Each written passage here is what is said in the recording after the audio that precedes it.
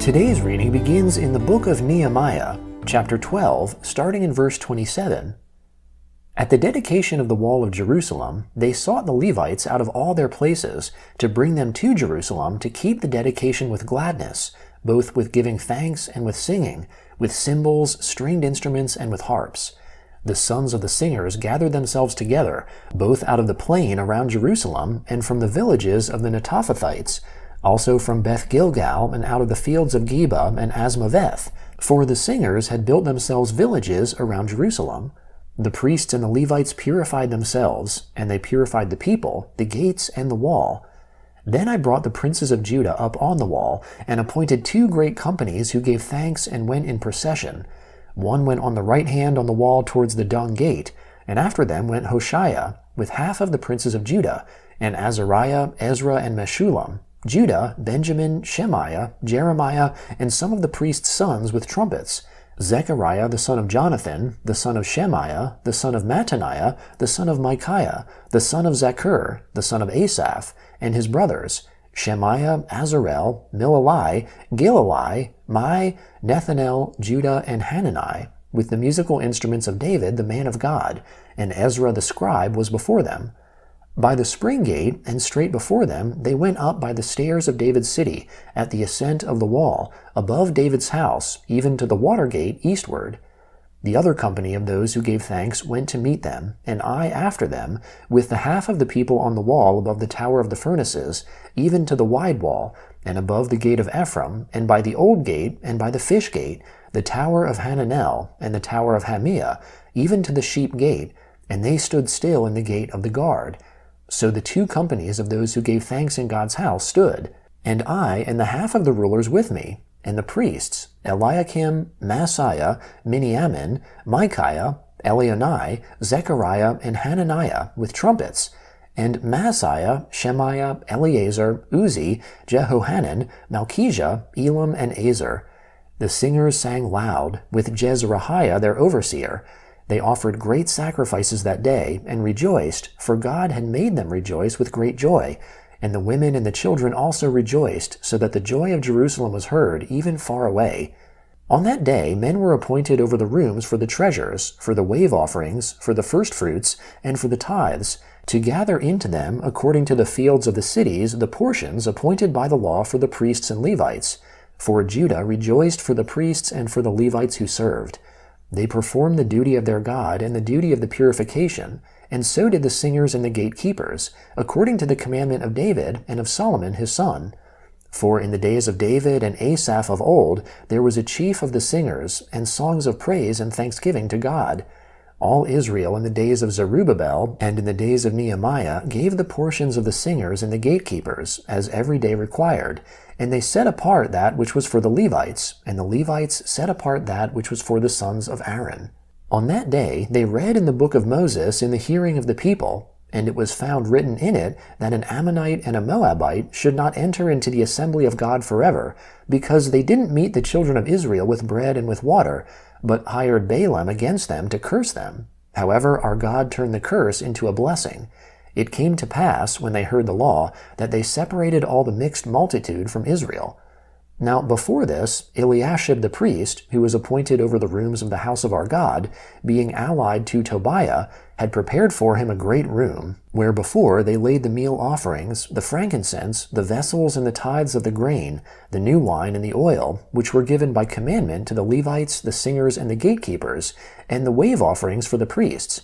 But in all this I was not at Jerusalem, for in the 32nd year of Artaxerxes, king of Babylon, I went to the king, and after some days I asked leave of the king, and I came to Jerusalem, and understood the evil that Eliashib had done for Tobiah, in preparing him a room in the courts of God's house.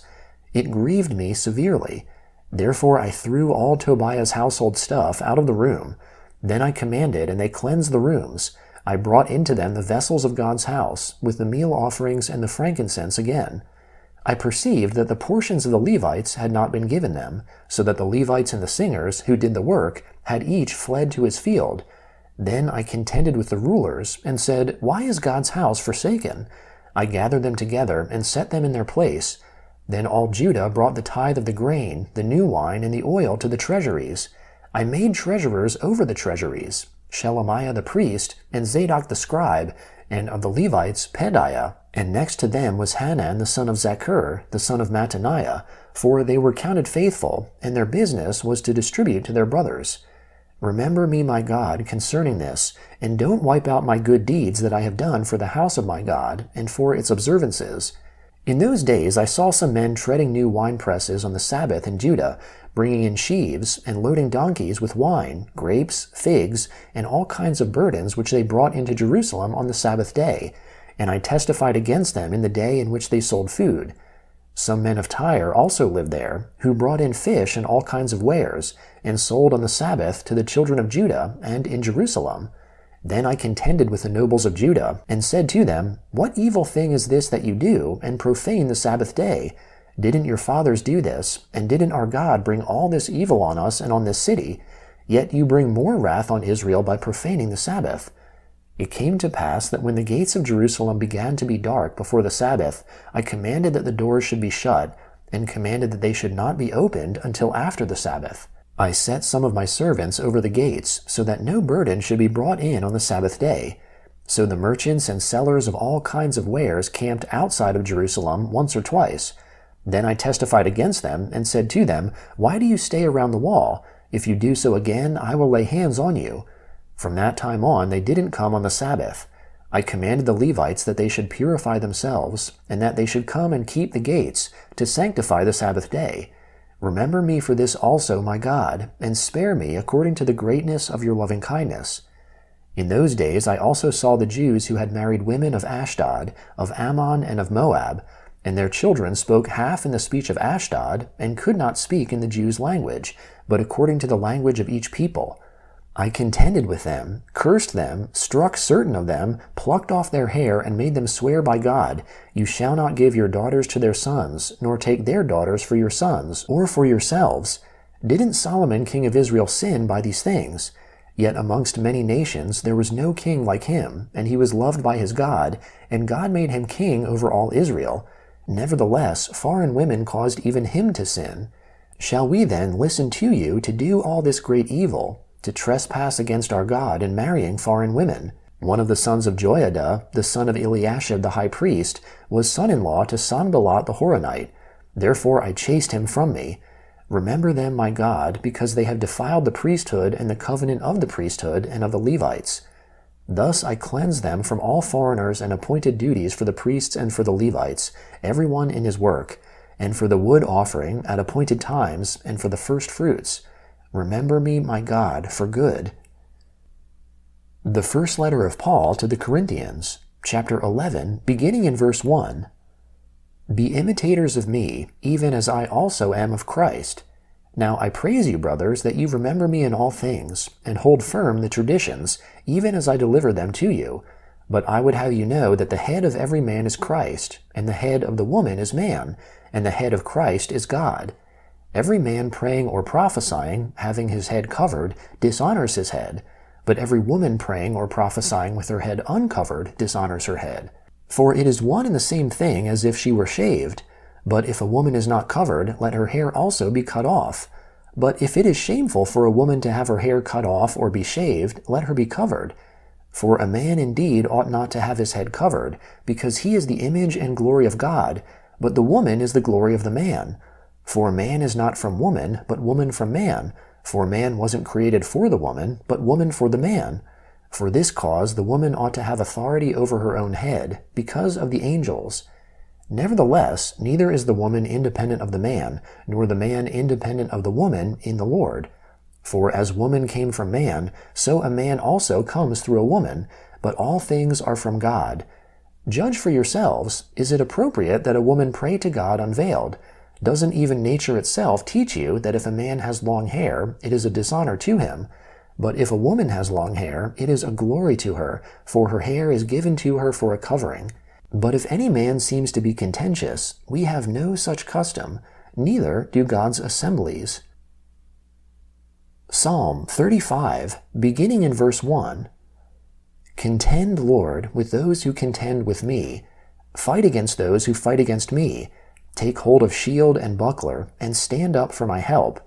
Brandish the spear, and block those who pursue me. Tell my soul, I am your salvation. Let those who seek after my soul be disappointed and brought to dishonor. Let those who plot my ruin be turned back and confounded. Let them be as chaff before the wind, the Lord's angel driving them on. Let their way be dark and slippery, the Lord's angel pursuing them. For without cause they have hidden their net in a pit for me. Without cause they have dug a pit for my soul. Let destruction come on him unawares. Let his net that he has hidden catch himself. Let him fall into that destruction. My soul shall be joyful in the Lord. It shall rejoice in his salvation. All my bones shall say, Lord, who is like you, who delivers the poor from him who is too strong for him, yes, the poor and the needy from him who robs him? Unrighteous witnesses rise up. They ask me about things that I don't know about. They reward me evil for good, to the bereaving of my soul. But as for me, when they were sick, my clothing was sackcloth. I afflicted my soul with fasting. My prayer returned into my own bosom. I behaved myself as though it had been my friend or my brother. I bowed down mourning as one who mourns his mother. But in my adversity they rejoiced and gathered themselves together. The attackers gathered themselves together against me, and I didn't know it. They tore at me and didn't cease. Like the profane mockers in feasts, they gnashed their teeth at me. Proverbs chapter 21, starting in verse 17. He who loves pleasure will be a poor man. He who loves wine and oil won't be rich. The wicked is a ransom for the righteous, the treacherous for the upright.